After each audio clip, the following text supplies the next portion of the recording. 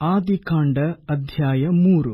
ಯೆಹೋವ ದೇವರು ಉಂಟುಮಾಡಿದ ಎಲ್ಲಾ ಭೂಜಂತುಗಳಲ್ಲಿ ಸರ್ಪವು ಯುಕ್ತಿಯುಳ್ಳದ್ದಾಗಿತ್ತು. ಅದು ಸ್ತ್ರೀಯ ಬಳಿಗೆ ಬಂದು, ಏನವ್ವಾ, ತೋಟದಲ್ಲಿರುವ ಯಾವ ಮರದ ಹಣ್ಣನ್ನೂ ನೀವು ತಿನ್ನಬಾರದೆಂದು ದೇವರು ಅಪ್ಪಣೆ ಕೊಟ್ಟಿರುವುದು ನಿಜವೋ ಎಂದು ಕೇಳಲು, ಸ್ತ್ರೀಯು, ತೋಟದಲ್ಲಿರುವ ಮರಗಳ ಹಣ್ಣುಗಳನ್ನು ನಾವು ತಿನ್ನಬಹುದು, ಆದರೆ ತೋಟದ ಮಧ್ಯದಲ್ಲಿರುವ ಈ ಮರದ ಫಲದ ವಿಷಯವಾಗಿ ಇದನ್ನು ತಿನ್ನಲೂ ಕೂಡದು, ಮುಟ್ಟಲೂ ಕೂಡದು, ತಿಂದರೆ ಸಾಯುವಿರಿ ಎಂದು ದೇವರು ಹೇಳಿದ್ದಾನೆ ಅಂದಳು. ಆಗ ಸರ್ಪವು ಸ್ತ್ರೀಗೆ, ನೀವು ಹೇಗೂ ಸಾಯುವುದಿಲ್ಲ, ನೀವು ಇದರ ಹಣ್ಣನ್ನು ತಿಂದಾಗಲೇ ನಿಮ್ಮ ಕಣ್ಣುಗಳು ತೆರೆಯುವವು, ನೀವು ದೇವರಂತೆ ಆಗಿ ಒಳ್ಳೆಯದರ ಕೆಟ್ಟದ್ದರ ಭೇದವನ್ನು ಅರಿತವರಾಗುವಿರಿ, ಇದು ದೇವರಿಗೆ ಚೆನ್ನಾಗಿ ಗೊತ್ತುಂಟು ಅಂದಿತು. ಆಗ ಸ್ತ್ರೀಯು, ಆ ಮರದ ಹಣ್ಣು ತಿನ್ನುವುದಕ್ಕೆ ಉತ್ತಮವಾಗಿಯೂ ನೋಡುವುದಕ್ಕೆ ರಮ್ಯವಾಗಿಯೂ ಜ್ಞಾನೋದಯಕ್ಕೆ ಅಪೇಕ್ಷಿಸತಕ್ಕದ್ದಾಗಿಯೂ ಇದೆ ಎಂದು ತಿಳಿದು ಅದನ್ನು ತೆಗೆದುಕೊಂಡು ತಿಂದಳು. ಸಂಗಡ ಇದ್ದ ಗಂಡನಿಗೂ ಕೊಡಲು ಅವನೂ ತಿಂದನು. ಕೂಡಲೇ ಅವರಿಬ್ಬರ ಕಣ್ಣುಗಳು ತೆರೆದವು. ತಾವು ಬೆತ್ತಲೆಯಾಗಿದ್ದೇವೆಂದು ತಿಳಿದು ಅಂಜೂರದ ಎಲೆಗಳನ್ನು ಹೊಲಿದು ಉಟ್ಟುಕೊಂಡರು. ತರುವಾಯ ಯೆಹೋವ ದೇವರು ಸಂಜೆಯ ತಂಗಾಳಿಯಲ್ಲಿ ತೋಟದೊಳಗೆ ಸಂಚರಿಸುತ್ತಿರುವಾಗ ಆ ಸ್ತ್ರೀ ಪುರುಷರು ಆತನ ಸಪ್ಪಳವನ್ನು ಕೇಳಿ ಆತನಿಗೆ ಕಾಣಿಸಬಾರದೆಂದು ತೋಟದ ಮರಗಳ ಹಿಂದೆ ಅಡಗಿಕೊಂಡರು. ಯೆಹೋವ ದೇವರು ಮನುಷ್ಯನನ್ನು, ನೀನು ಎಲ್ಲಿರುತ್ತೀ ಎಂದು ಕೂಗಿ ಕೇಳಲು, ಅವನು, ನೀನು ತೋಟದಲ್ಲಿ ಸಂಚರಿಸುವ ಸಪ್ಪಳವನ್ನು ನಾನು ಕೇಳಿ ಬೆತ್ತಲೆಯಾಗಿದ್ದೆನಲ್ಲಾ ಎಂದು ಹೆದರಿ ಅಡಗಿಕೊಂಡೆನು ಅಂದನು. ಅದಕ್ಕಾತನು, ನೀನು ಬೆತ್ತಲೆಯಾಗಿದ್ದೀ ಎಂದು ನಿನಗೆ ತಿಳಿಸಿದವರಾರು?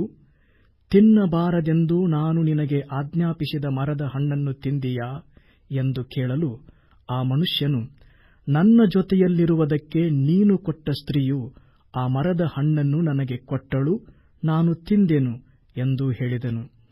ಯೆಹೋವ ದೇವರು ಸ್ತ್ರೀಯನ್ನು, ಇದೇನು ನೀನು ಮಾಡಿದ್ದು ಎಂದು ಕೇಳಲು, ಸ್ತ್ರೀಯು, ಸರ್ಪವು ನನ್ನನ್ನು ವಂಚಿಸಿತು, ನಾನು ತಿಂದೆನು ಎಂದು ಉತ್ತರ ಕೊಟ್ಟಳು. ಆಗ ಯೆಹೋವ ದೇವರು ಸರ್ಪಕ್ಕೆ, ನೀನು ಈ ಕಾರ್ಯವನ್ನು ಮಾಡಿದ್ದರಿಂದ ಎಲ್ಲಾ ಪಶುಗಳಲ್ಲಿಯೂ ಅಡವಿಯ ಎಲ್ಲಾ ಮೃಗಗಳಲ್ಲಿಯೂ ಶಾಪಗ್ರಸ್ತವಾದಿ. ನೀನು ಹೊಟ್ಟೆಯಿಂದ ಹರಿದು ನಿನ್ನ ಜೀವಮಾನದ ದಿನಗಳಲ್ಲೆಲ್ಲ ಮಣ್ಣೇ ತಿನ್ನುವಿ. ನಿನಗೂ ಈ ಸ್ತ್ರೀಗೂ, ನಿನ್ನ ಸಂತಾನಕ್ಕೂ ಈ ಸ್ತ್ರೀಯ ಸಂತಾನಕ್ಕೂ ಹಗೆತನವಿರುವ ಹಾಗೆ ಮಾಡುವೆನು. ಈಕೆಯ ಸಂತಾನವು ನಿನ್ನ ತಲೆಯನ್ನು ಜಜ್ಜುವುದು, ನೀನು ಅದರ ಹಿಮ್ಮಡಿಯನ್ನು ಕಚ್ಚುವಿ ಎಂದು ಹೇಳಿದನು. ಆಮೇಲೆ ಸ್ತ್ರೀಗೆ, ನೀನು ಗರ್ಭಿಣಿಯಾಗಿರುವ ಕಾಲದಲ್ಲಿ ಬಹು ಸಂಕಟ ಪಡಬೇಕೆಂದು ನಾನು ನೇಮಿಸಿದ್ದೇನೆ. ಕಷ್ಟದಿಂದಲೇ ಮಕ್ಕಳನ್ನು ಹೆರುವಿ.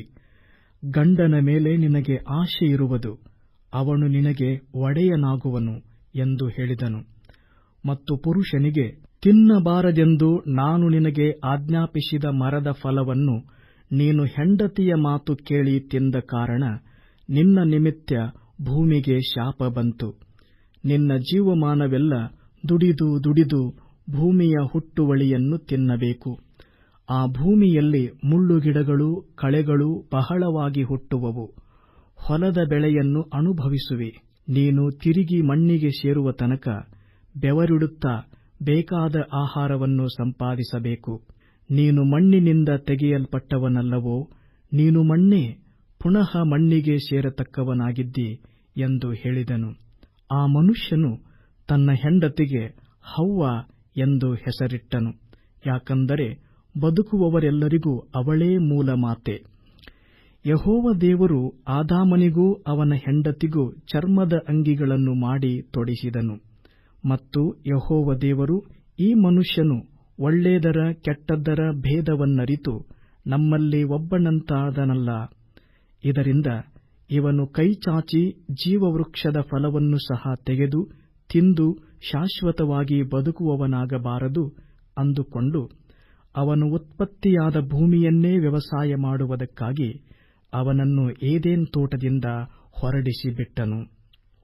ಅದಲ್ಲದೆ ಜೀವವೃಕ್ಷಕ್ಕೆ ಹೋಗುವ ದಾರಿಯನ್ನು ಕಾಯುವುದಕ್ಕೆ ಆತನು ಏದೆನ್ ವನದ ಪೂರ್ವ ದಿಕ್ಕಿನಲ್ಲಿ ಕೆರೂಬಿಯರನ್ನೂ ಧಗಧಗನೆ ಪ್ರಜ್ವಲಿಸುತ್ತಾ ಸುತ್ತುವ ಕತ್ತಿಯನ್ನೂ ಇರಿಸಿದನು.